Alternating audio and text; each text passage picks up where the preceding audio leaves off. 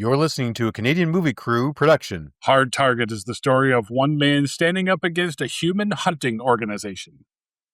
Or is it?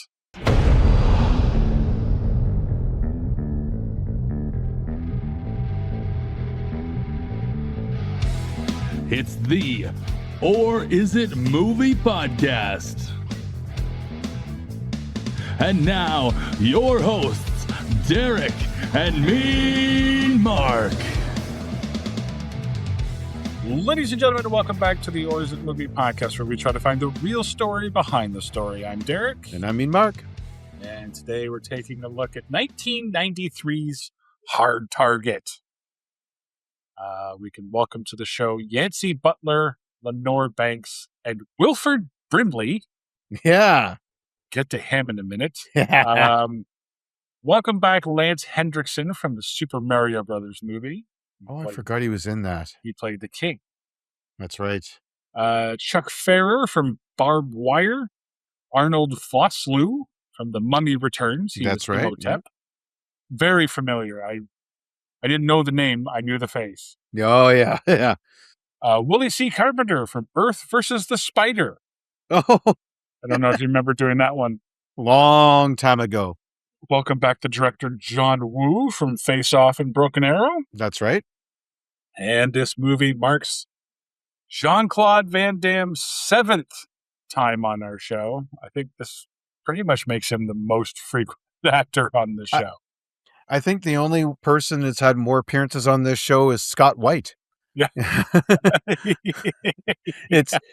It's you, me, Scott, Jean-Claude Van Damme, Steven Seagal, everyone else, you know?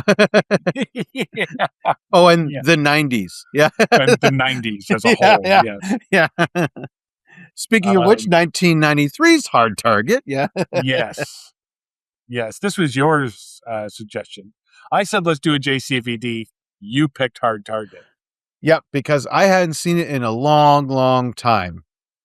And the more I watched it, the more I realized it had been a long, long time because I barely remembered any of this shit. It was for a reason, probably. I'm guessing, yes. Apparently so forgettable. I'm doubting whether I've actually seen it at all, or maybe just saw enough trailers for it over time that I think I'd seen the movie. Because you just sort of know how it goes, you know, with JCVD and crew. This also marks John Woo's American debut with this movie. And okay. Yeah. And if you didn't know better, once you heard him speak, you would swear it was JCVD's as well. So, yeah, we'll get to this one creatively sets it in New Orleans, so the French accent actually is okay for once. Like, he doesn't have to explain it away. He's just home. Kind of. I don't think they actually say they said it in the French Quarter, do they? They said it in the Quarter. Oh, it's set in New Orleans. But it is New Orleans. It is absolutely New Orleans. Yeah, and yes, I've been to the French Quarter. I did recognize a few things. Okay, cool. Yeah, I was like, yeah, I think so. At least some of it, they did some of the establishing shots they were able to get, and then they would just off to different locations around. Yeah. All right, so take it away, Mark. This is yours. We'll let you have the reins on this one. Yeah, so our movie begins with Lance Hendrickson just sitting in a car, being a bad guy, I guess, while other people... Nice, easy day at the job, while the rest of his boys hunt Mick Foley. And... Yeah, a 1993 Mick Foley, I think, looked a lot like this dude. Yeah, actually, yep. Yeah. I was actually like, what are you doing? Like, dude, okay, and then he pulls the car up. Oh, I see. It's like you drive to your kid's soccer game, but you're not getting out of the car. Like, it's like that for like, he organized this whole thing. I don't understand why he's not getting out and having a good old time of it, but I guess it's not for him, it's for his customers. So yeah, well, is it Pick? Is the guy's name Pick? Yeah, P-I-K, Pick. Pick is the one that's actually on the ground. So yeah. No, and I gotta say, all right, the human blood sport part of it, okay, that's one thing. But why you gotta blow up my shit? Like, if I own that shack that you just take a grenade to, it's like, fuck off, man. Like, listen, I wasn't gonna say my duck. Yeah, break my well, deck. now I actually say that that Mick Foley here dies from poor dock construction because they didn't do anything to it.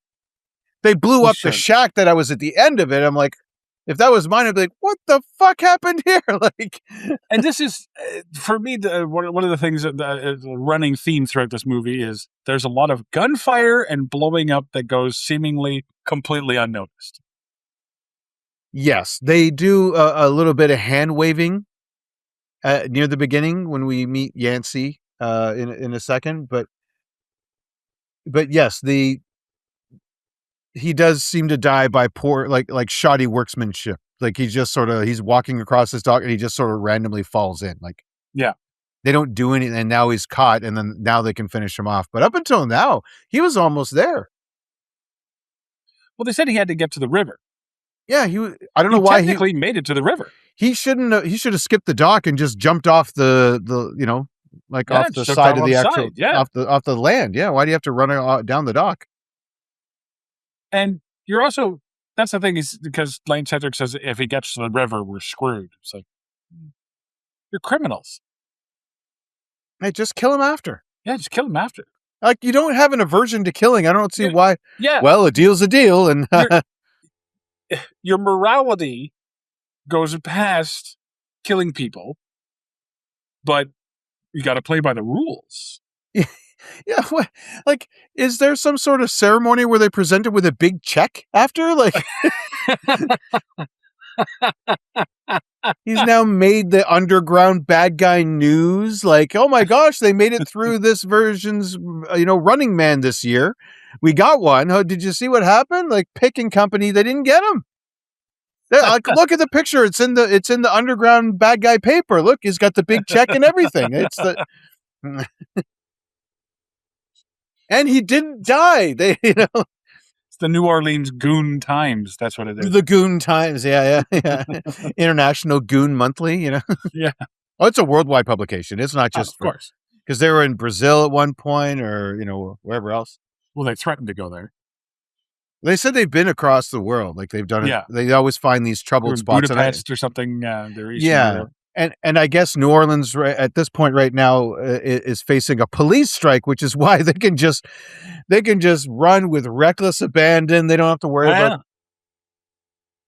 Oh, and this human hunting organization. Yeah, we should say this. Legs Henderson runs a business where rich people can hunt down homeless people who have military backgrounds for money. And the coroner is in their back pocket. So that's how they can get away with it? Yeah, so whatever city they're in, they have to find a corrupt coroner, bribe them. Like, there's a lot of overhead here. You got to get your bad guy mansion. You need a goon squad. If they don't come with you, you got to get a new goon squad. You got to arm them. You got bullets. You got vehicles. You got fuel costs, your travel expenses. You got to pay off the guy that gets the homeless people. Yeah, the only ones you're not paying are the homeless people. Yeah. Yeah, the guys who could use the money. Yeah. Yeah. Well, I guess if they get the big check at the end, sure, but You are correct, sir. Where yeah. The Ed McMahon sweepstakes, yeah. Oh, that's so we meet Nat. Yancy. By the way, I don't know why Yancy Butler didn't make it as more of an it girl. Like, why she wasn't a more of a. See her acting in this movie?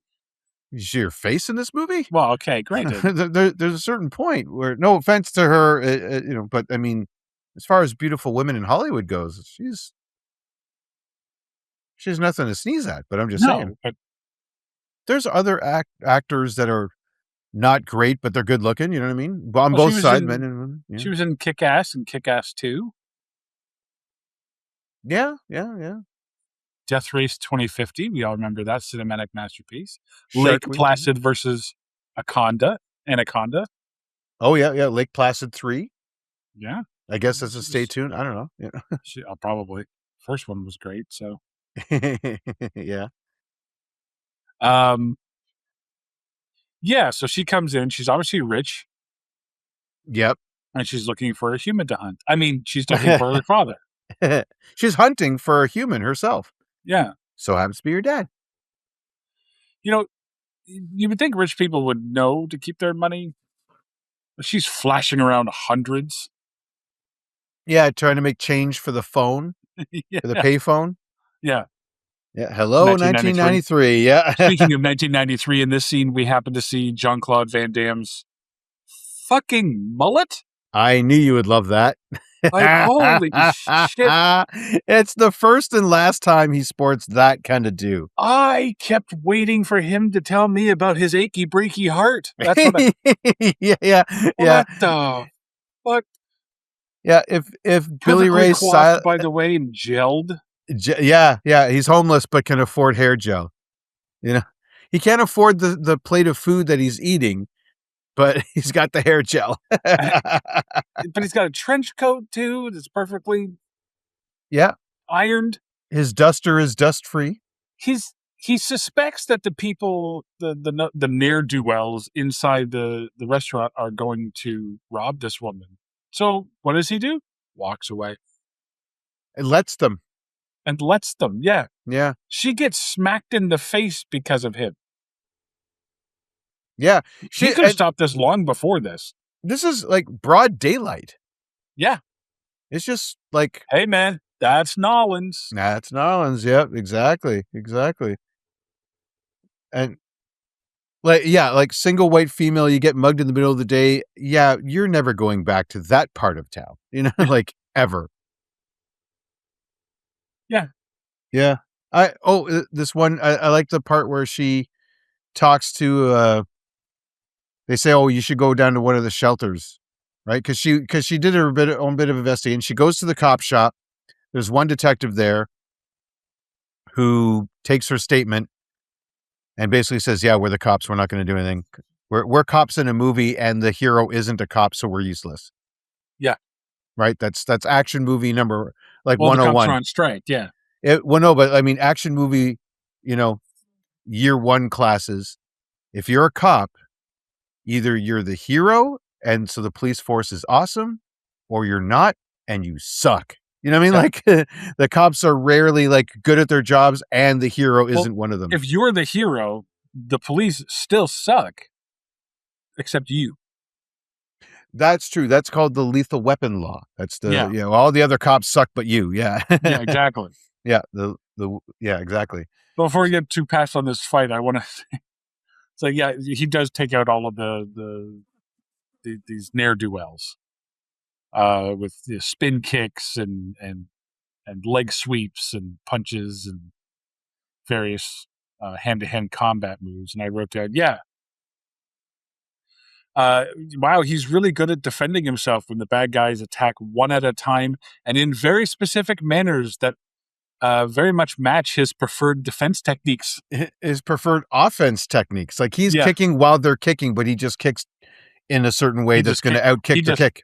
Kicks better. That's all he does. He's a better kicker. Yeah, exactly. I was referring to before that because she first goes to the cop shop. Then they say, "Well, try one of the shelters." So she goes to a shelter and she's talking to a guy who we do see later, a guy wearing an army jacket, and he says, "I was in the service." Really? The guy wearing the army stuff was in the army. What? Next, you're going to tell me the kid at McDonald's wearing the McDonald's uniform works there. You know what I mean? Like,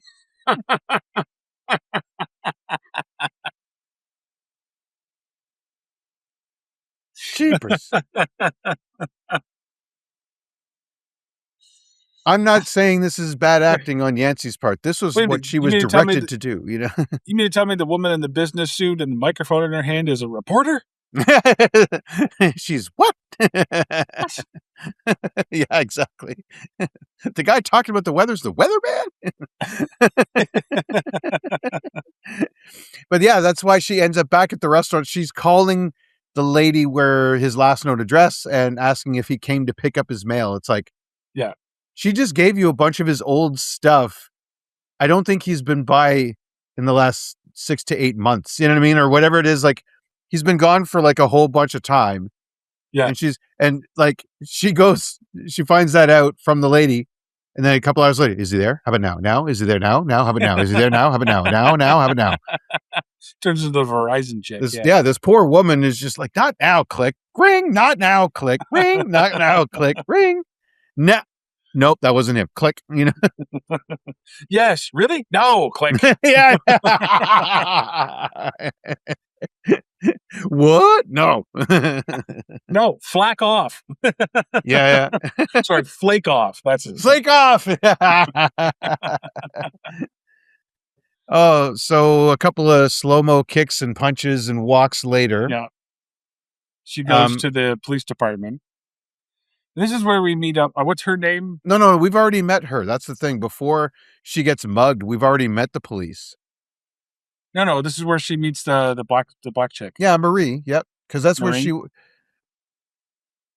Oh, you're right. I'm sorry. No, yes, this is the one where Marie is celebrating her birthday alone because she's the only one in the police station because everyone else is on strike. So she's got a birthday cinnamon bun.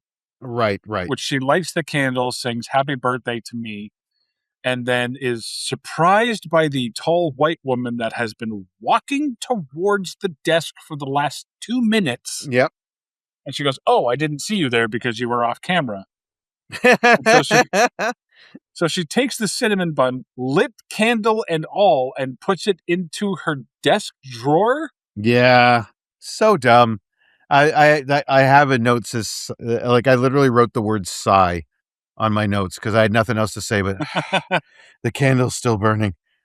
So then at the end of the scene, she pulls the thing out, and there's a whole bunch of smoke in there. She takes it out and blows it. What? Why? Why was that in the movie? I don't know. Why do we care that it's her birthday?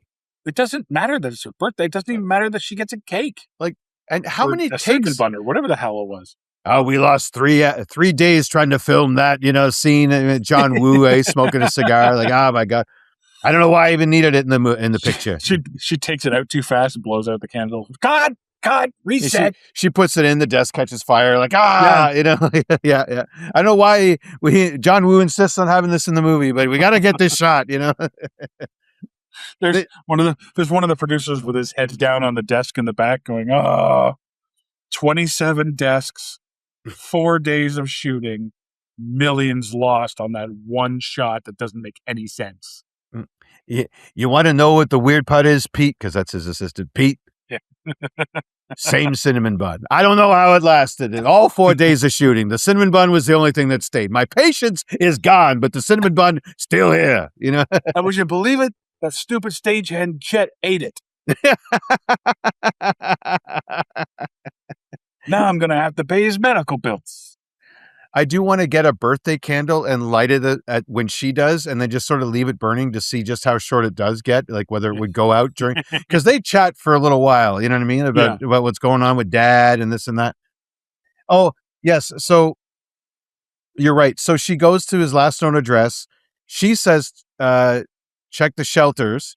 So she goes to the shelter. That doesn't work. She goes to the diner. How about now? Is he there now? How about now? And then, and then gets assaulted, goes to the cop shop, gets told to check the shelters again. Yeah. But you're going to need a guide. Turning it back and turning it off and turning it back on. Yeah, you try turning your dad off and then turning him back on again and then see if he works. But, I don't know, lady. Who do you think I work for? The police? So she's already been assaulted, right? In the open street. And then the cop says, well, you're going to need a guide because it's rough out there, as her lip is still bleeding from being punched in the face by... She's not reporting that part to the cop. And the cop didn't say anything, well, must have pissed off your boyfriend or something stupid like that. She's a woman from the early 90s. Getting smacked around is probably... That's what I mean. The cop's probably old hat for her. Yeah, that's what I mean. The cop's probably like, well, you shouldn't have said that to your boyfriend. Mouthed off again, did you? Yeah. Why do you think I'm celebrating my birthday alone? You know what I mean? But then the cop says, check. So what does she do? She's already been assaulted. I'm going to go down to the docks. That's a safe place to go recruit some help. I need somebody that's going to guide me around town. I could go to the Chamber of Commerce. I could go to the tourist information booth, or I could go to the docks. Yeah. A nice longshoreman who's just been at sea for several months. Yeah, he's going to treat me like gold, and Yeah, yeah. Show I'm me a around glutton town. for punishment. I haven't been stacked in the Apparently. last 3 hours. Yeah, apparently. But anyway, there's a whole bit where he was going to ship out to work on a boat for a while to get some cash. I guess he doesn't have any gigs between that. He just burns all of his money Yeah. on gumbo. Again, a pointless scene. She offers him $100 a day. He's there to work to make money. Yeah. Just get in the car at that point. You don't need to have him have his name called, find out that he's not a part of the union because he hasn't paid his dues, so they won't take him on the ship because he's not unionized and need to pay his dues. So now he needs a reason to get her money so that he can pay his dues so he can get back on the ship at the end of the week. Yes, and then go make more money. This doesn't come back at all. This doesn't have any bearing on the rest of the movie. It doesn't matter. Just get in the car. Oh, you are offering me money? All right, I'll go. Yeah. I learned more about how it works down on the docks, and somehow I'm dumber for learning. Yeah. Because I just sat through all of that. I don't. Yeah. It's it's like when they were writing, it's like, oh, I get it. It's very it's very hero's journey, of course, to at first deny the call to adventure. Ugh. And I'm like, okay, but he turned that around for a matter of $217. This isn't $93. This isn't exactly Luke looking out over the twin sons of Tatooine debating his future. You know what I mean? Like this is not Joseph Campbell you've got going on here. It's a guy in a mullet that spins his mullet around while he's kicking. Well, don't forget, we did learn from Point Break that around this time it was just $7 and get 2 meatball sandwiches, 2 drinks, and the fries. So, oh gosh, what a paradise, eh? Fucking A, man. Fucking A, yeah. That's true. Like eat like a king for $7. Big Mac on its own now is $7. Oh, and it's not that big anymore. No, it's just Mac. Yeah. So, and then he goes. I have a note here. I was like, "Wow, you asked for help in the meanest way possible." Yeah, I guess so. Because he's like, "Help me." No, well then screw you. Oh, okay.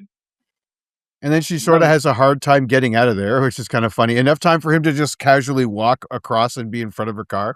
Yeah. Like he didn't run to catch up with her. He's just like, oh no, he doesn't run at all in this movie. He's just, I am here now. Well, he'll run to take like 3 steps to dive somewhere. That's about all. I'm surprised he doesn't float everywhere he goes. Yeah. With the jacket waving like a cape, Yeah. Yeah, it's John true. Woo. He's very super. Yeah. Yeah. That is John Woo. Yeah. We'll get to that. But so he's like, I think I know someone who could help, right? Who is it? Who is it? Same guy she already talked to. The one guy. I know a guy who can help. What's that? It's the one other guy in New Orleans that didn't beat the shit out of me and I've talked to. You know what I mean? Like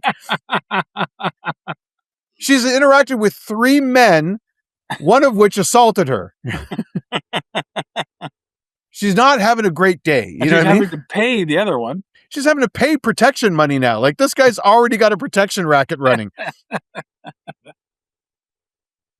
Like the only reason I'm here is because I'm paying this guy to spin kick you in the face if you get out of line. Luckily, she ran into she already met the other nice guy in New Orleans. Yeah, yeah. That just made me laugh. Like, oh, don't you worry. I know this. Oh, you already talked to him? Okay, never mind. She's going on and on about how her dad. She never met her dad. She's looking for her dad, and blah blah blah. He's like, oh, what are you coming? And they're talking back and forth. They talk to Willie C. Christopher, the homeless guy. Blah, blah, blah. I found this briefcase. It has this guy's name on it. Oh, that was my dad. Blah blah blah. And I'm sitting there, and I wrote down, gee, I wonder if the murderers from the beginning of the movie are doing anything interesting. Like anything. I think they're just running logistics for like, are the cars fueled up? Are the guns all, reloaded? No, there's something that he's doing. But he's talking to, we'll find out what they're doing here in a minute. But they said, Jean-Claude Van Damme says, what's your name? He said, Nat.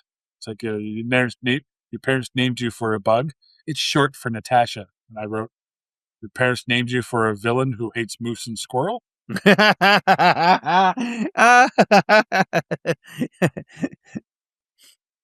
there could have been a whole like Russian communist thing going on here with her. She would look good in red, I think. Yeah. Yeah. She got the eyebrows for it. Oh yeah.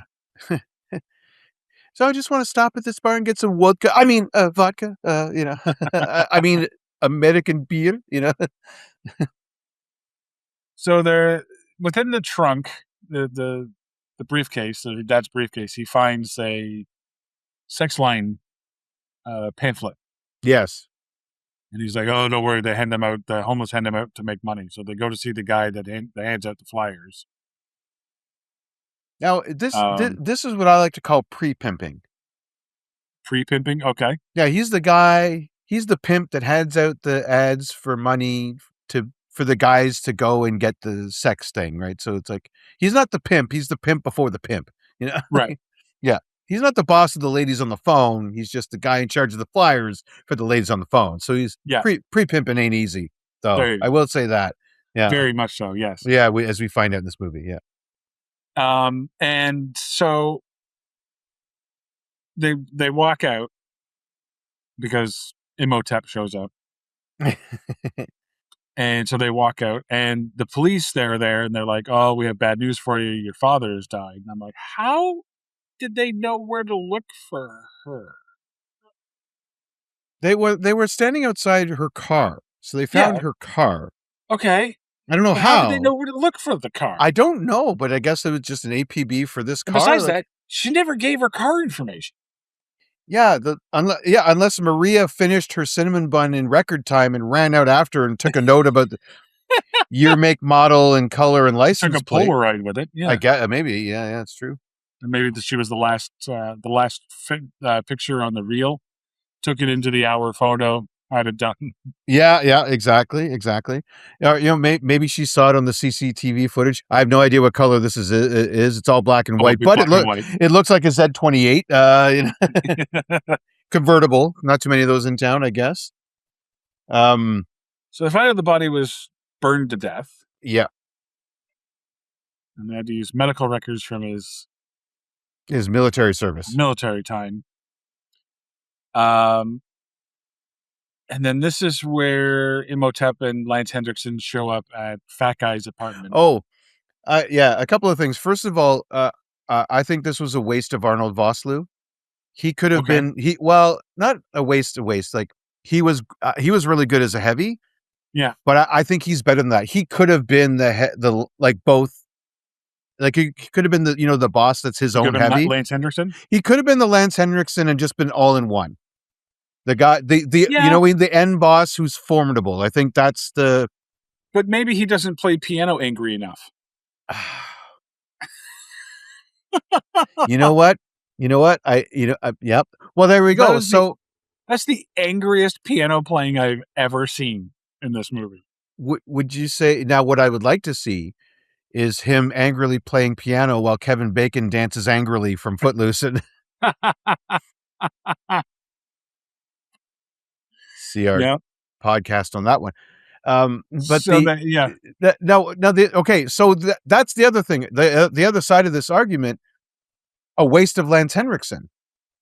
Because he's not like because he didn't need like Arnold Vosloo was awesome. And I don't know. I think he could have just had like nameless goons. He didn't need like I don't know. I like Arnold Vosloo makes it like such a good bad guy. I actually feel sorry for him. Like he probably can't go grocery shopping. People are just like, oh my God, he's going to do something evil and then just run away, Like, yeah. Like he probably doesn't get asked for autographs too much. Because they're like, he's going to do evil on me. He does a lot of mugging in this movie. Well, that's the thing. If he was the main boss, I mean, he would have all the fun. Oh, that's another thing, too, is that constantly throughout this movie is Jean-Claude Van Damme is always throwing out the tell your boyfriend. No, yeah. The real big 1993 insult, tell your boyfriend I said hi. Tell your boyfriend I blah, blah, blah. Yeah. But you're right, though. So the cops, the cops come and say, your dad was badly burned in a fire. He had 2 arrow holes in him, but we're not going to really look into that. Anyway, the burning part is what we're focused on. So, yeah. So they cut the ear off the guy because we find out that the guy that Lance Hendrickson wanted on the opening kill was not Binder, the father. They wanted someone else, but he got Binder instead. Now they're angry about that, which is why now she's come down to, because they want people that don't have families so that nobody asks any questions. That's right. Yeah. If no one's looking for him, no smart. one's going to miss it. Yeah, admittedly, yes. So now this girl's By the come way, I down. have lots of family. Just want to say it out loud. Just I have lots. I got siblings and people who love me. cousins and just, oh my I word. have lots of people who would miss me if I was gone. Now, Yeah. Maybe not the listeners of the show, but still, there are lots of people, you know. So they're setting up the next hunt, and he wants a particular person. They want Willie C. Christopher, which is the homeless guy. Yeah. Elijah Roper in this. Yeah. And meanwhile, Jean-Claude Van Damme figures out that it was not a burning. Duh. He goes to this crime scene, breaks into the crime scene, and finds the dog tag with the hole in it. Yeah, the missing dog tag. Yeah, because it took him.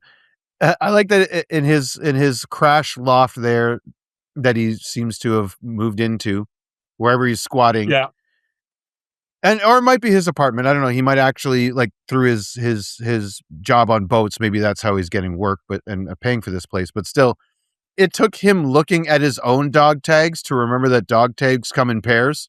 Well, it takes a dove flying over the dog tags to alert his attention to the dog tags.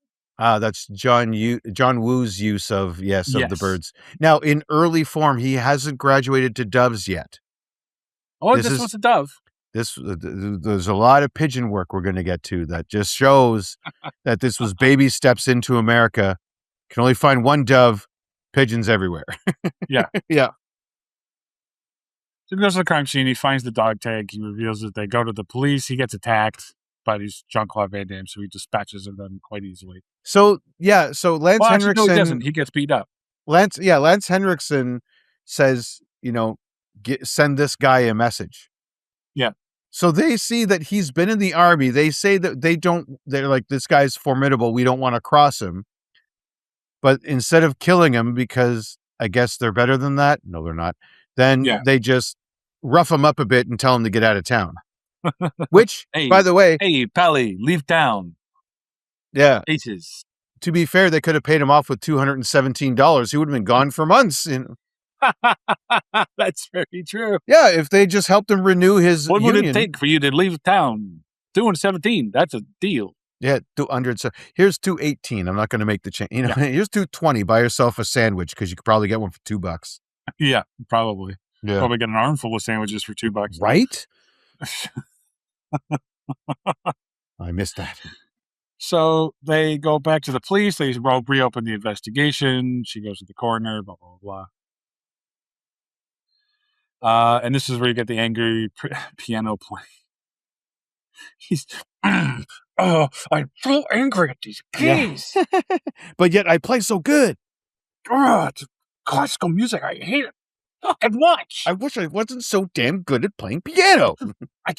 One of these days, I just want to play fucking Huey Lewis and they won't let me fucking play it. I want someone to call me the piano man. If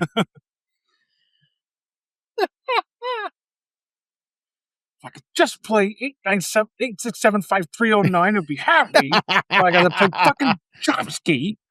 That's it, Joel. I'm coming for you. Sing me a song. I'm the piano man. If you didn't have so many people that liked you, oh boy, you'd be on my list, Billy Joel. I'm the next Liberace. All right.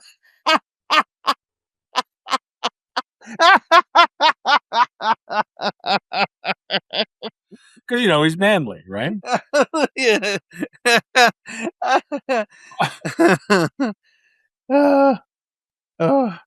So he's got he's got a meeting with his next client, and he's got the crooked coroner, I guess, now has to sit in on these business meetings. Apparently. Yeah.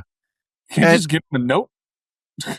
Yeah, and so Arnold Vosloo, he's doing the sales pitch. That's the thing. He's not just the heavy, but he's charming the clients. These buddies with him. Yeah. I'm the professional. We got everything covered. Don't you worry. Look, there's a corner we got in our pockets. The whole shooting match. I love all it costs $500,000. We'll call you. What? Yeah. I'm just going to leave $500,000 with these guys and trust that they're going to call me at some point. Yeah. These guys that already admit during the sales pitch, we've been to Brazil, we've been to Japan, we've been to here, we've been to there. We're criminals. we're acting around the law here, and but no, it's okay. You can trust me with your $500,000. Yeah. Yeah. No. No, I will write you a check and I'll future date it until after I kill the guy. Yeah, I will write you a check and hand it to you when you put a gun in my hand. Yeah. Then I'll sign it. Well, 1993 was a more trustworthy time, Mark. I mean, come on. I guess if you can't trust your local criminal underworld, who can you trust, really? What are you going to do? You're going to trust City Hall? Can't trust the cops. They're on strike. I even have a note that says nothing like a cop admitting that cops suck. I think that's Maria. Like she doesn't like what she does anymore. She's lost her passion for her job. You know what? You know why? Because no one sang happy birthday to her at work. Yeah. She was alone with that cinnamon bun. I'll file your report, but I don't know what you expect us to do. Yeah. We're just the police, We're just the police here. Missing persons. Okay, city boy. Yeah. Defund the police. I don't think we have funds to begin with. I mean, we're barely funded now. I don't know what happens in your home state of Michigan, but in here, people go missing, okay? Tough shit. Yeah, it's a bayou. Alligators happen. I'm just saying. Yeah. Yeah. So they said the thing, and Jean-Claude Van Damme is doing his own investigation. He beats up the pre-pimp there. Yeah. And we see the Willie C. Christopher. What's his name? Elijah. Elijah is the new target. He's given $10,000 in a money belt, so you have to make it to the river, and then the chase is on. He's hunted down, and the guy that's hunting him is inept. Now, I mean, are you really hunting when you're being chased by fucking dirt bikes and cars? It's weird. Yeah. It's about all the subtlety of the, less the predator and more the running man.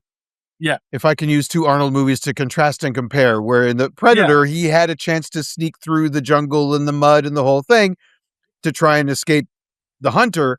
Running Man, there was guys on bikes just running him down and just getting him to corral him to wherever they want him. So, yeah, how fair is that? But what gets me is at the beginning of this race, or beginning of the hunt, the guy takes off, and the rich guy pulls up the gun, he's about to shoot him, he's like, hey, this is New Orleans, not Beirut. I'm like, okay, all right, fine. So you don't want to set off any alarms. You don't want to draw any attention to yourself. I get that. Then cut to the cemetery where we're blowing shit up left and right. I don't think that was I don't think that's what he was saying. The whole Beirut thing. Okay. I think it wasn't just a shoot on sight situation. Like they're here to play a game. Let's play by the rules, which is this guy has a fight. I mean, it's like you go hunting and someone's already caught the deer and put it in a tiny little pen. Then you walk up and blammo. Like, where's the hunt? But at the same time, the guy's running away and the bikes have already taken off. The bike thing, yeah, I think that's really so that way he doesn't just run to the bus station and get on and just that's it. You know what I mean? Like he's out of town with the 10K. Well, yeah, but just think of it that you could run into the middle of the French Quarter, find the first person with the car and says, I'll give you $5,000 if you drive me out of town right now. Yeah. And then take the money. $217 if you drive me to the next county. Okay, buddy, it's your money. Drive me to the lake, will you? Drive me to the river. Yeah. Because these guys are bound by their morality while they're trying to kill me. But I'm just saying, what if they went the other way? What if they just, instead of running towards the river, they just go to the bus station, buy a ticket, and leave? You know what I mean? Like, Go to the airport, get on a plane. yeah. The guy's in Fiji because $10,000 in '93, you could get a one-way trip to Fiji. I mean, yeah. Yeah. You buy Fiji back then. They're still looking at the cemetery and, they're by the river. Like, he should have been here by now. Yeah. Like it's been 4 days. Did you not tell him about the time limit? I don't keep telling you to tell him about the time limit. When I find that guy, ooh. Never and that's another thing too. You never see him again. Like, that's it. But anyway, so they go, he runs out. He eventually gets into downtown New Orleans where fucking Mardi Gras is happening, but only on one side of the street. Yeah. One side of the street, big party, lots of lights. The other side of the street, dark. Yeah. So I spent 1 day there. Okay. 1 day in the French Quarter.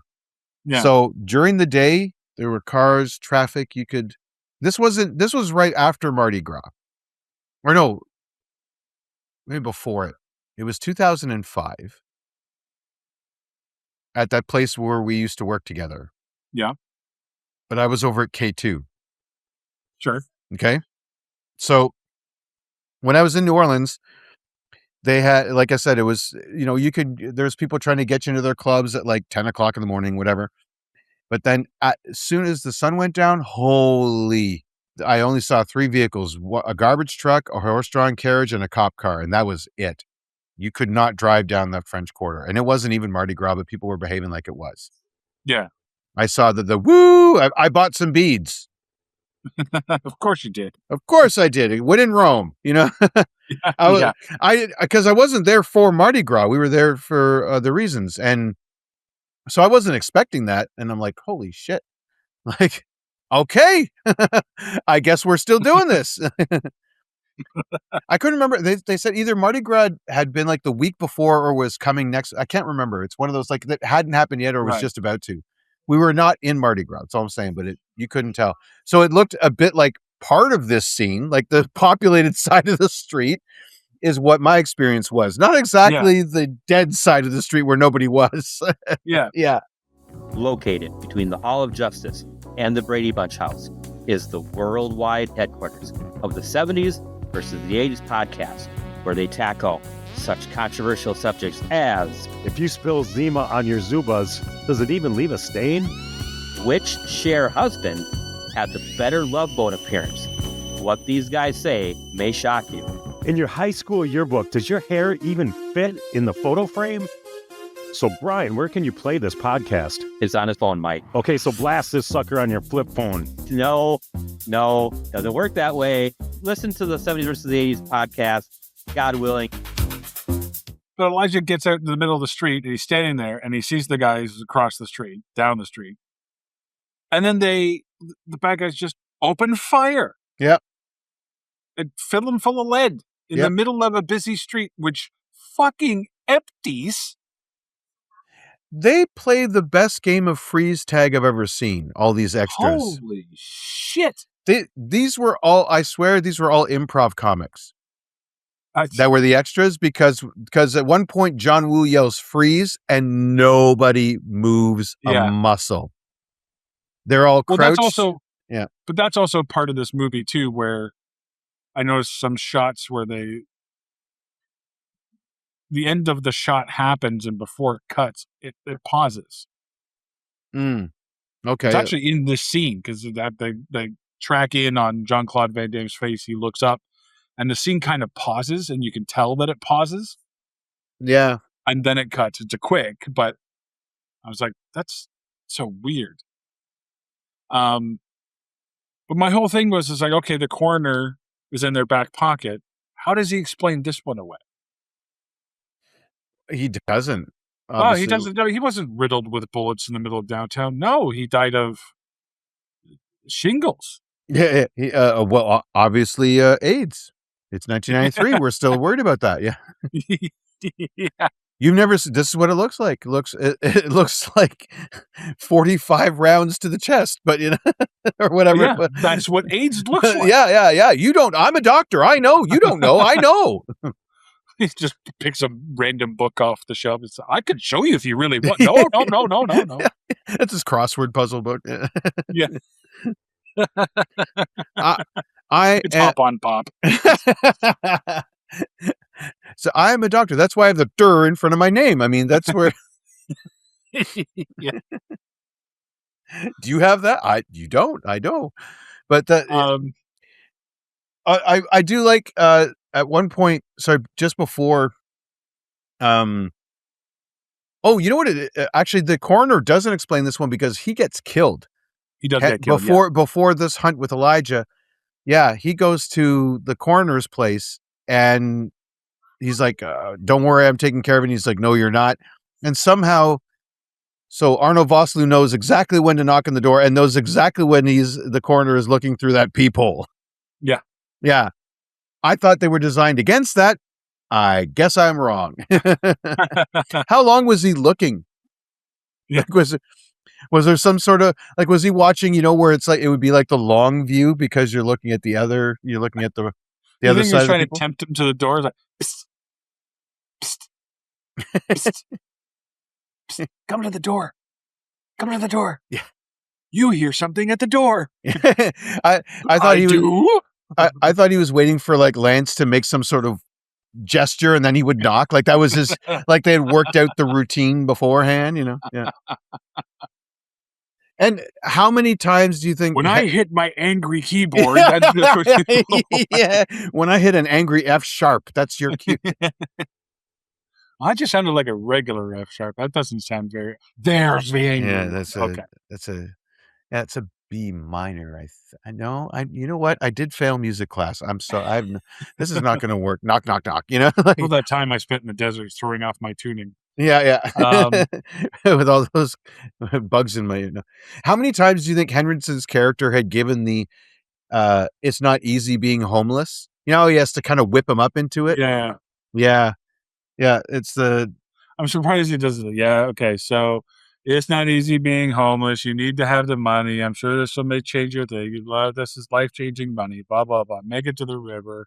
Blah blah blah. $10,000 yours. Good to go. Okay, run it right now. We're going to slowly turn this rail bridge around and, it's coming out of your 5 minutes, by the way. It's like, shit. Why? Yeah, why did they turn the rail bridge around? I didn't understand. You could have just run down the rail bridge, which he does. So dumb. So dumb. But the next scene, this is where Imhotep there kills the pre-pimp. Yeah. And then Jean-Claude Van Damme and the Black Cop come, and Yancey Butler come rolling up on it. Yancey Butler gets out of the car. Why, I don't know. Physically. Oh my God, the pre-pimp, I got to see this. Yeah. What do you care? What are you going to do? Hit him up with a rolled up newspaper? Like, So Marie gets out of the car because she sees the bad guys down the way coming to shoot at them. Pie faces Yancey Butler to the ground. She does. She does. That was a great shove. Get down, pie face. Yeah. Mitt over the nose, like right on. Just so good. Like it's a better pie face than Biff Tannen gives to Leah Thompson in Back to the Future. You know what I mean? Yeah. Shaquille O'Neal couldn't have done better with his big old mitt. You know what I mean? God, I laughed. I had to pause the movie. I was crying, laughing so hard. She just got fucking pie face. Yeah. And she goes down she goes down like a sack of potatoes. Just Yeah, the whole big and the purse goes, and it's in slow motion too, so you can see all of it. She's the lead woman in a 90s movie, but she goes down like she's the lead woman in a 40s movie. You know what I mean? Yeah, like, exactly. She wilts like a flower just under the pressure of this. Maria, I believe, a little bit smaller than Yancey, but you know what? Fuck you. I'm a cop, so shove. She reaches up and pie she does. Yeah. She's like, I've had police training. Like, you're going down, girl, for your own safety. So it's Jean-Claude Van Damme versus about 6 guys on bikes and in cars with guns, and of course, Van Damme wins. But Marie gets shot. This is the most casual killing spree I've ever seen Van Damme go on. Oh yeah. By casual, I mean he's just lying on the hood of a car. Like he's not even standing for this one. He's like bang, bang, bang, bang, bang, bang, bang, bang. Oh, I guess I'll get up and kick now and lie down. Bang, bang, bang, bang. You're like, Yeah. yeah. Oh, yeah. But Marie gets shot and she's dying. And then Yancey Butler, he gets on a bike and says, we got to go. Get on the bike. She's like, she's dying. He's like, she's already dead. Let's go. Wow. Fucking compassion here. Yeah. Just leave her in the street. He's not going to have a dir in front of his name. He's got bad bedside manners. Yeah. So we got a long car chase on the dirt bike where he's shooting at guns, and I made a note. Yep, be sure to bury your face into Jean-Claude Van Damme's back so we can replace you with your stunt double. Yes, please turn your face away from the camera. Yeah. So we can get the young lady or gentleman with a wig that's going to replace you. Yeah. Oh, trust me, Jean-Claude gets replaced on this too. He does not do his own stunts in this movie. No, he does his own spin kicks, but that's about it. Yeah. You can see the guy. Like, imagine showing up to work. Hey, I got the Van Damme gig again. Yeah, I got to wear what on my head? What? Well, it's 1993. It's in fashion. This will never go out of style. Yeah. Hey, he's listening to Billy Ray in his trailer, you know. Oh, I love how they escape. This scene's hilarious to me because the cop shooting, Van Damme shooting, and like one of the guys with the beard or something, he gets hit in the arm. Arnold Vosloo gets hit in the arm. Yeah. And so they're like, all right, let's go. It's the part where the villains normally flee, but then they take a phone call and you go get him. Ah, shit. So they got to turn around again and like unflee now from the scene, from the murder scene. They're unfleeing. I've never seen that before. Usually if they either flee or they fight. I've never seen them flee and then get turned. No. All right, fine. I mean, Mike I'm just bleeding. Calls. Are you running away? Yeah, we got shot. Nuh-uh. Yeah. I'm gonna turn around. Shot where? On the corner? No, I mean, where on you did you get shot? In the arm. All right, you pussy, just turn around and go get him. Listen to my angry piano. Yeah, exactly. I've got some Elton John in my back pocket that you do not want to hear, you know. Because Saturday nights will be all right for fighting, you know. Well, we'll be all night to not do the speed jump. That's for sure. Yeah. So I love that you know what? These guys never call in sick to work. You know that. They're never taking a sick day because you've been shot and you still work. Yeah, a little cold's not really slowing you down, you know? Yeah. Like, I got to admit, for tough guys, that's pretty tough. They go back to work. I get the sniffles. I want to call in. I've never been shot in the arm and just kept on, I got to finish my shift, you know, click, you know? Yeah. Yeah. But then they get to a bridge and they have the showdown with the SUV and the bike. And Van Damme basically just gets himself tossed off the bike and over top of the SUV, lands on his feet. Yeah. Or sorry, his stunt double lands on his feet. Mullet first, then rolls into mullet first, and then he shoots and like with one shot blows up the car, you know? Yeah. And then they and it's a good thing though that they got they managed to find the only shipment of mattresses and pillows leaving town on the train. Yes. Yeah, because all the railway cars, and then you know, like just like you know, like there's and you know what? At this point, what do they have, right? Like he's got his shitty apartment. Now, okay, she's going to lose her Z28, but she's got money. She's got money, obviously. I don't know why you don't just stay on the damn train. Yeah. Like, yeah. Why do you get off? Why do you get off? Like, you should get off at, like, I don't know, New York State. Like, not 10 minutes down the road, you know, or down the track. Yeah. Because they kept having to stop to be like, are they here? No. Are they here? No. Are they here? No. They find their tracks pretty quickly. Well, that's because they left some. If they were still on the train. Yeah, that's true. They would just be on the train. They'd be gone.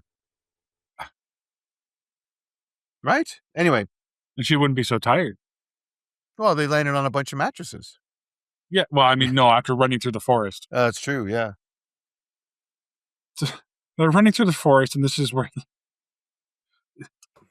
he turns towards, he's like, do you trust me? Like, yes. Yes, handsome stranger that I've been paying to protect me for the last 2 days. Yeah. Yes, I trust you. Close your eyes. Oh, okay. And then he grabs the fakest snake I have ever seen in my life. And I've seen anaconda. Yeah. Yeah. Okay. Like, he then punches it out. He slaps it. That doesn't work. Complete with the, like I'm surprised. Like he rears back too. Like I was picturing like the old He-Man punch from the cartoon. Oh yeah. And the fist comes towards. I'm like, didn't he win the Kumite with this punch? Like against a much bigger opponent. Knocks the snake out, bites off its rattle tail. Yeah. Yeah. It starts bleeding all over him. It's still alive. Oh yeah. And knocked He puts out. it No. back in the tree. The snake waits until the bad guys come and take out one of the. Because at this point, no, wait, hang on. The trap is more elaborate than that. You missed the detail. He sets a tripwire vine that's somehow tied to the snake. Agitate the snake, which will wake up the snake to be like, "Hey, I'm napping here," and then like. Because at this point, Lance Hendrickson has pulled off his Darth Vader calls all the bounty hunters scene. Yeah, I think this is the greatest hits of his previous hunts, though. Okay. Including Sven Ole Orson, the big guy there. Sven Ole Orson? Yeah, I think he was a stuntman for Schwarzenegger back in the day. Oh, okay. He's a sizable dude, right? So I think he's been chopping on the cigar? Yeah, like Schwarzenegger. Yeah. Yeah, okay. Yeah. So he's hired a whole bunch of, let's face it, incompetent bounty hunters. And, well, this is just other rich guys with guns because he charges them. No. He pays them. No. He doesn't. He says the cost. He goes, "We're up against a formidable opponent." He gives him Van Damme's jacket. He says the cost is $750,000 to each of you, and the winner, I will consider your debt paid. That's the speech he gives in the swamp. He's charging them to hunt Van Damme for him. Oh, I thought he was paying them $750,000. No. Like, if you live, you can keep the money. He's charging them, and if you live, you keep your money. So you get a free roll. Your prize is a free roll on the hunt. Oh, okay. Like you get to hunt Van Damme, and you get to do it for free if you catch him. That's Lance Hendrickson's pretty fucking charismatic then. Yeah. Wait, hang on. I'm paying you $750,000. I need help killing somebody, and you're going to pay me to help me. Yeah. He charged Boba Fett and Dengar and IG-88 and Zuckuss and all those guys. He charged them. I knew you would eventually pull those names out. I knew it. I knew I could bait you into pulling those names out. You invoked them. Yeah. So... Sometimes I play a game on my own. That's fine. That's fine. I get to make Star Wars references. I'm happy to play. Yeah. So Bosk and the fellas go. That's Sven Ole Orson, by the way, is Bosk. I'm just telling you that. Now. Yeah. So Bosk and the boys, they go running, but again, it's like if Vader charged them 750 credits, 50,000 credits, and whoever captures Han Solo, you can keep your money. Like, yeah. So Jean-Claude Van That's actually really stupid and smart at the same time. Smart for him to do it. He's making money off of solving his own problem. That's like the exterminator paying you, but it's so dumb of them to take that job. It's the worst. I'm not paying to go to work. These guys are idiots. These guys are so dumb. He just got a bill to go work for this guy. I wonder what Vosloo's tab is at the end of every week. Yeah. That's why he can't leave. He's indebted. He's like, and if you stay for my angry piano playing, I'll consider your debt paid. Yeah. Friday nights. He's got to. Oh, woo. I had a note here. The bike surfing.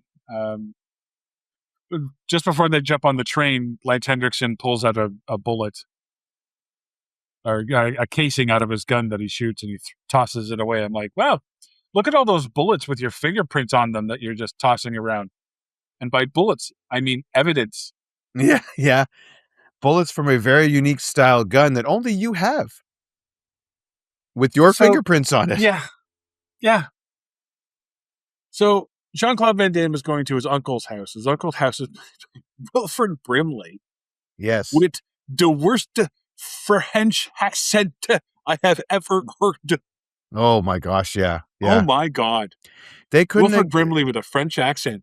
honestly. First off, why? I know he's in Nolans, but he doesn't need a French accent. He could have just put on a southern drawl. He could Honestly, have just been Wilford Brimley. when I was there, surprisingly few people with that thick Yeah. accent that New don't live Orleans in the city. is known for. Yeah. And he says, hey, Van Damme says, people are after me. I know. I can smell them. What? Okay. All Like, right. what? You can smell people from 2 hours away? Shut up. Just shut up. You might as well have said, "Hey, good job punching that snake there, You know, like I could smell that too. You know." I could smell you punching the snake. Ew. Do you want some mouthwash to drown out the taste of that rattle in your mouth? Yeah. I actually have a note here. Jean-Claude Van Damme's French accent gets worse when he's around Brimley. Did you notice that? Yeah. Holy When he's smokes! getting on the horse. Well, they start speaking French to each other, and I did not understand. They do have a little exchange in French, and I Yeah. thought maybe I'd catch a word. Nope. Oh, it's terrible. It's really yeah. It was bonjour, and that was it. I was like, oh Yeah. man, my Yeah. my French, my Belgian French is not that good. I mean, don't get me wrong. For Van Damme, that has to be refreshing. He rarely gets to speak his mother tongue Sure. in the movies, right? Like it's not why he's But his- hired. You know? But his Fringlish was a lot worse when it was around Wilford Brimley trying to speak Fringlish. Well, so was Brimley's. That's why. Like, Well, his was just awful to begin with. yeah, there was no New Orleans actors, no French Canadians available. We could have, I'm sure, one of our guys could have pulled it off. Yeah. You know what I mean? Like they're in the 90s. I'm sure there was somebody around that could have Get done Robert Goulet. it.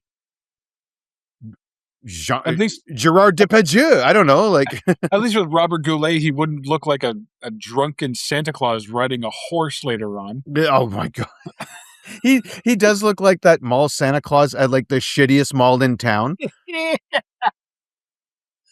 He looks like a mall Santa at an outdoor mall. That's what he looks like, Yeah. riding a horse. This You know what I mean? is this is mall Santa in the off season when he's down on his luck. He hasn't gotten any other work since the mall Santa gig, and it's now July. This is an outdoor mall Santa Oh. in Texas on a horse He's all sweaty. with a gun, with a shotgun. Yeah, exactly. This is Kris Kringle's like less successful brother. You know, Yeah. he's just hanging out in the bayou, not really a lot going on. Hasn't worked for his brother for years, you know. Making moonshine out in the brush. I love this. It's so indicative for the rest of the movie. Lance Hendrickson has all of his goons, and they blow up the house at they blow up Wilford Brimley's house. But Oh, Wilford Brimley gets away. hang on. You want to skip the dusty old wreck holding a dusty old wreck? For some reason, this shotgun reveal is in slow-mo. It's got glory shot. What is the significance of this shotgun? It's a No nice idea. one. Once he cleans it up, it's silver, it's whatever, but Yeah, he says, "Do you have the gun that I get you?" No, but I have your shotgun. And it It's like the Han Solo blaster reveal. Like, This is what does almost this mean? this is almost Obi-Wan saying, "This is your father's. He wanted you to have it when you were old enough." Yeah. You know what I mean? Like, yeah, like it's Like, we got don't know all what the this means glory yet. shot of a lightsaber, and it's a shotgun. We've seen dozens of them already. You know, like Yeah, I think they're firing them off in the cemetery. yeah. But I love it too. Lance Henriksen after them, he's like, "They're getting away. Go after them!" And he leg sweeps one of the guys. I like this guy. This is one of the paying customers. Lance Henriksen gets so angry so easily in this movie for no reason. You just, you're not doing what I think you should be doing, and I haven't said anything yet. Go. How productive is that? Like, knock a guy down and then tell him to get going. Like, yeah. It's so dumb. And I love this too because they have a helicopter. Yeah. And Imhotep there says, I can kill him in the air. Lance Henriksen says, no, you kill him on the ground. But I can kill him in the air. No. You kill him on the ground. We have a moral code to stand up for here. Yeah, we have a moral code to our murder. Yeah. Murder this man from the ground like our forefathers did. yeah, exactly. Pappy didn't have no chopper. Like, what is this strange moral code? That'd be like Shang Tsung going to Sub-Zero and saying no ice. Just punch and kick, no ice. All right. No, Scorpion, you don't say get over here. You go over there and kick his ass. Like, it's like Hitler going out and saying, don't kill the Jews with guns, only knives. Yeah. We're the Nazis, but I mean, we have compassion. Challenge you to a game of tennis. Yeah. Like gentlemen, you know? Yeah. Now hit the showers. Yeah. You know what's funny at this point to me is that Van Damme, he gets on a horse. He's riding off to the finale. He still doesn't know what Lance Henriksen really does. No. Like, he never, unless someone tells him after the fact, he doesn't know that this is just a blood sport. He just knows that these guys are killing people. He doesn't even know what's going on. No. That there's millions of dollars on his head. He has a multi-million-dollar bounty. Yeah. But that gets paid to the guy who wants him dead. Yeah. This is the best. I'm sorry. He foot loses. Foot loses, yeah. Yeah, he foot loses. I can. Yeah, I'm sorry. Go ahead. Okay.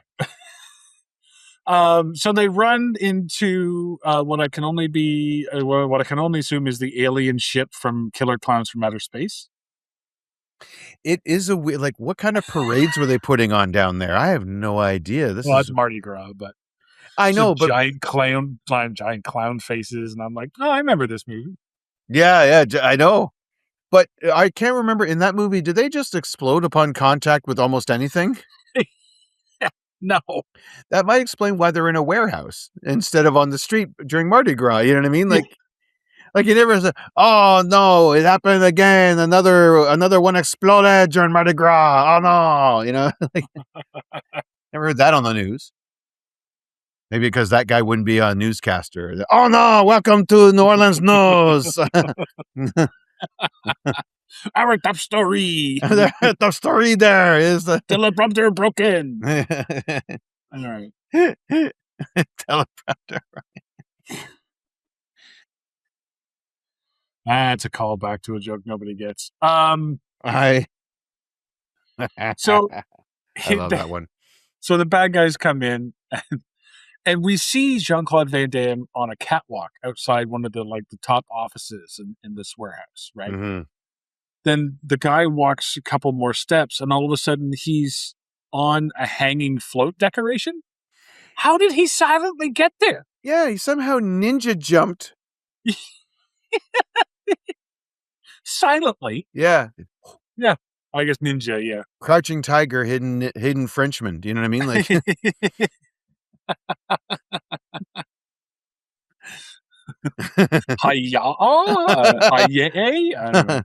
Hiya. it's the no H. Yeah. That's very good. Yeah. And they constantly cut to Jean-Claude Van Damme posing like he's in a magazine. He's head tilted, holding a It's gun, like slightly guns. smiling. Everything's a cover shoot for guns and ammo. Yeah. Yeah. Now, one thing, I don't know if you noticed this about just prior to the warehouse, Wilford Brimley sends Yancey Butler to go get help. Oh, okay. Then she goes. Believe me, I saw her riding away. She rides away, and then the next time we see Brimley, she's right there with him. No cops, no backup, no nobody. Just I thought she said, I thought we were going to get help, and he said, we are the help. Van Damme said that. No, I thought he said that to her. Yeah, but that's the thing, though. He sent her off to get the help. She, again, I guess she got a phone call on the horse and turned around and came back. I'll go get help. On her horse phone? On her horse phone. Yeah, exactly. Yeah, exactly. Yeah, because she ends up in the warehouse later. That's the thing. There was some bad editing there where I think John Woo changed his mind. Maybe he wasn't going to have her at the warehouse. Maybe not at the beginning. Maybe she was going to Han Solo with the cops. Right. And then maybe changed his mind and said, no, it'd be better if just the three of them versus the gang versus the bounty hunters. Yeah, maybe. That's my guess. Because they left the scene in where Brimley almost says, like John Woo is not a very good director. He gives her direct. Okay, you go 10 miles down that way, and then you had the telephone, and you know what I mean. Like I can do the accent as bad as I want because it's still better than his. Anyway, but he can. That's the thing. He literally gives her directions on where to go find a phone. And then she's and then she's just back with him later with no help. The horse got a good bit of a run, I guess, but that's about it. Yeah. What, her horse break down like a mile up the road, and then she's like, ah, shit, and it's to walk back. Great. Now I got to shoot it. And I don't have a gun because I'm not armed until I arm myself. No one's giving me anything. Well, speaking of that, Jean-Claude Van Damme is taking out all of these useless goons. These fucking these guys are going gone. There's Forlom's out of here. These guys are going down like they're made of paper mache, for Christ's sake. Oh, yeah. For sure. And the one time, like, he holds the gun upside down and uses his other hand to pull the trigger. Yeah. And I'm like, okay, were you trying to, like, start something? Because that just looks terrible. Brooklyn Nine-Nine makes fun of it decades later. Oh, really? One of the incompetent cops calls it upsy downsies. That's all I was thinking about was a Brooklyn Nine-Nine episode. Like, oh my God, he's using upsy downsies. Like, he's swinging on a rope. Like, these guys can't hit the broadside of a barn, but he can swing on a rope and kill 3 people in a row. Like, yeah. It's classic. It's 90s action movie. I get it, but I mean, it's fucking ridiculous. We are talking about John Woo and Jean-Claude Van Damme, that's true. So I shouldn't have been surprised at the amount of gunplay, but I kind of was for a Van Damme movie because usually it's a little bit of guns with a lot more punching and kicking. Well, there's a lot of punching and kicking in this, but one too. More kicking, not as much as I expected. Right? Okay. We've seen him just kick throughout the entire movie, be unarmed most of it, and still kick his way to victory. So this one, like, it's not till Universal Soldier where we really get a lot more gunplay because he's in the army, right? So you get a lot more of that. But previous episode, by the way. Mm-hmm, yeah. But this is, but I did appreciate when it's like, oh yeah, he just comes across like a guy's got the guy in the corner and he gives him a boot and then he shoots him or whatever, right? Yeah. Well, yeah, but at one point he's pushing some kind of tool chest behind because there's a guy behind him firing. So the guy keeps firing at the tool chest, obviously not hitting him, which is stupid because you're just wasting bullets at that point. Mm-hmm. Meanwhile, he's walking backwards, shooting 6 different people at one time. I'm like, man, these goons. Oh, yeah. This is where they went from goons to fodder. I'm like, nobody can hit Van Damme. They can't even graze the guy. No, he doesn't take any damage until much later. Yeah, this is also after Yancey gets a gun. A guy jumps out in front of her and goes, blah. Yeah. Doesn't try to kill her, doesn't try to get her. She takes the gun and fires 3 times into his crotch. It's Beardo who's been kind of creeping Yeah. on her. Yeah. I don't think we need he's the like, crotch. I'm Thanks for that. I'm a bad guy with speaking lines, so and you're a woman in a 90s movie, so I got to stop and say something creepy before you shoot me. But was shooting him in the balls entirely necessary? I mean, really. Yeah, no, but she felt at the time it was appropriate, I guess. Like, there was another time where, like, a guy, he, like, roundhouse kicks a guy, and then another goon comes up and he just roundhouse kicks him, too. It's like, okay, my turn. Yeah. There's 1 or 2 goons. He roundhouse kicks, shoots him, kicks him again, and then with the guys on the ground, shoot. Like, I was like, oh, I think you got him, JC. Like, save some rounds for the next guy. Like, holy. And the other thing, too, is, like, it was what I assumed to be the proof of concept for Face Off. Mm-hmm. Because you have Jean-Claude Van Damme and Imhotep on either side of the door. And they're loading their guns and whatever, and they're talking to each other. And then they turn around, and they're 5 feet apart. If that. And they're just blasting away with their guns, missing entirely. All they hit is the glass. Yeah. How did you miss each other? You both should be dead. Yeah, one is a professionally trained killer. The other one was in the military and highly decorated. How are you guys this time? And also hasn't missed in the last 30 minutes. Not once. Yeah. Now all of a sudden he misses like crazy. Yeah. Did he have something in his eye? Were they so good that the bullets just kept hitting each other and bouncing away? Like they were both that Van Damme good. Like a fucking probably. Yeah. Yeah. That was crazy. What I love too, Yancey, she finally gets a gun. She can protect herself. She's wandering through this warehouse. God knows why. I have no idea what she's doing. Yeah. Well, no, and it's not because it's not. I'm helping. It's not because she's a girl. It's because she's unarmed and she has no objective. Right? Yeah. She's not there to take out the bad guys because she walked in unarmed. What's she going to do? Just scream? That's my whole thing. After her father is dead, why is she still there? Yeah. Honestly, why is she still there? That's where I was better off with her going to get help. And then it's Brimley and Van Damme. At least they're armed and they have an objective. They're protecting their home turf, right? Yeah. She's not after anything in there. She is unarmed against a whole bunch of armed assailants. Yeah. And when she finally gets a gun, she defends herself. I'm like, okay, good. She's getting into the fight. Brimley immediately comes and says, no, you are a girl. You will cannot have the gun. You know what I mean? Like, why? And when she finally does get a gun, she fires the guy. She fires into the balls of the guy and then throws her gun to Van Damme.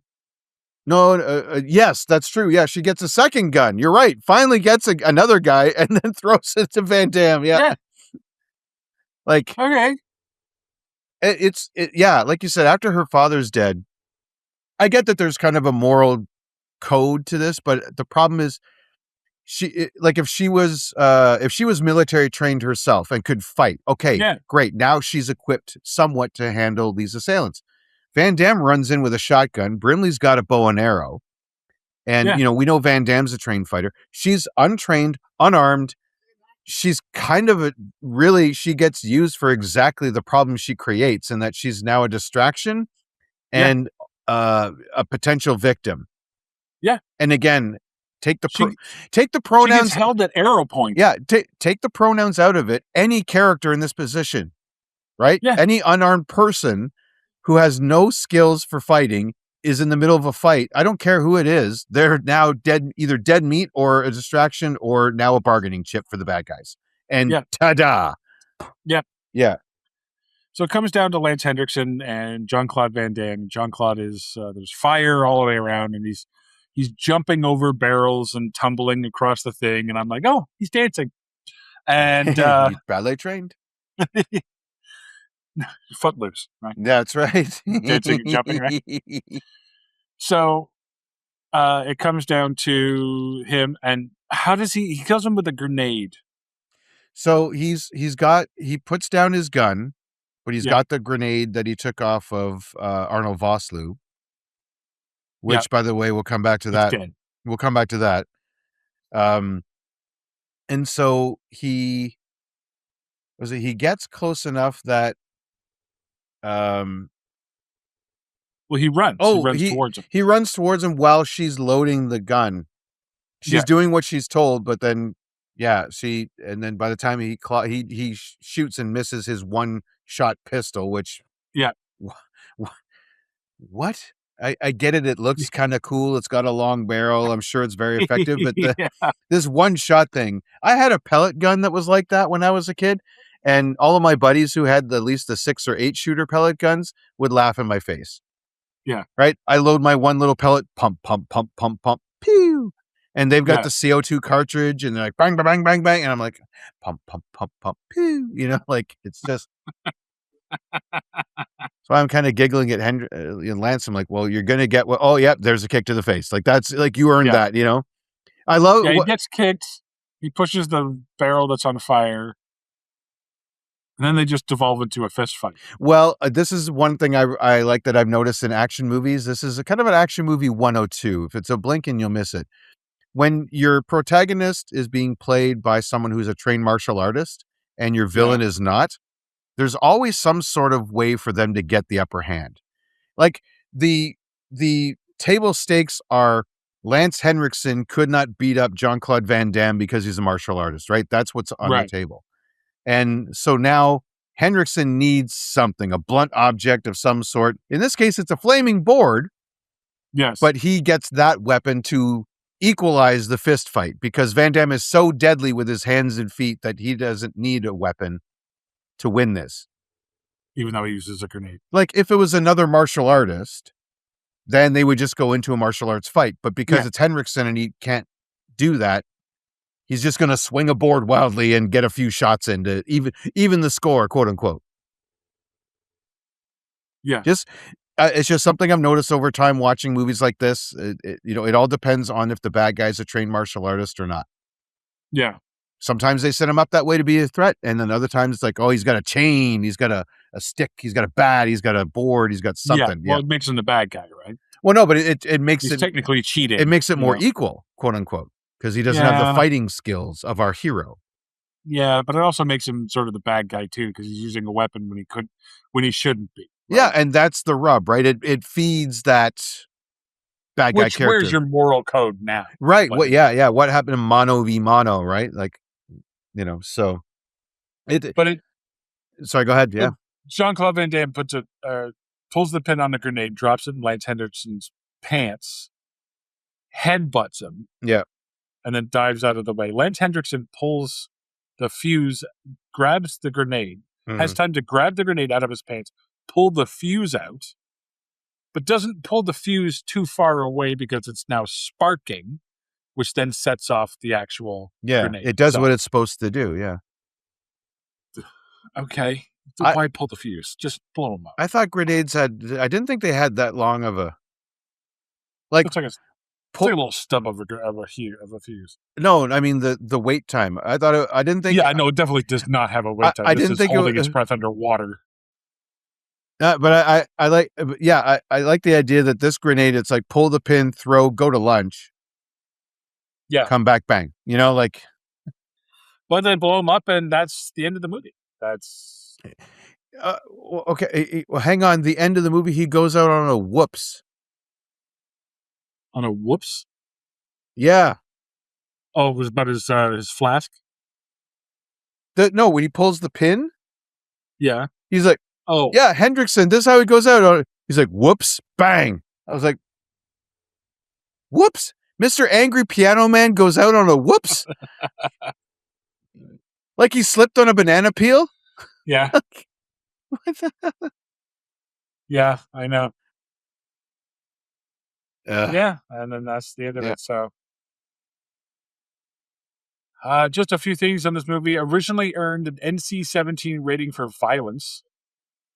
Okay. This is a year after Terminator 2, but okay. It was resubmitted to the MPAA 7 times before it eventually earned its R rating. So shit got taken out in this thing. I'm guessing some of those death scenes in the warehouse were a lot Probably. dirtier. Yeah. Yancey Butler considers this her least favorite acting job, finding it unrewarding to play a damsel in distress. I fucking bet. Yeah. This one in particular. Because you're fucking useless in this movie. She finds a gun and then just has another man just be like, no, you can't have that, young lady. Give that to me. Yeah. During a break between scenes, Jean-Claude Van Damme approached Arnold Vosloo and asked him where he was from. He replied that he was from South Africa, to which Van Damme angrily responded that he should go back there because he'll never make it in Hollywood. Ooh, ouch. Wow.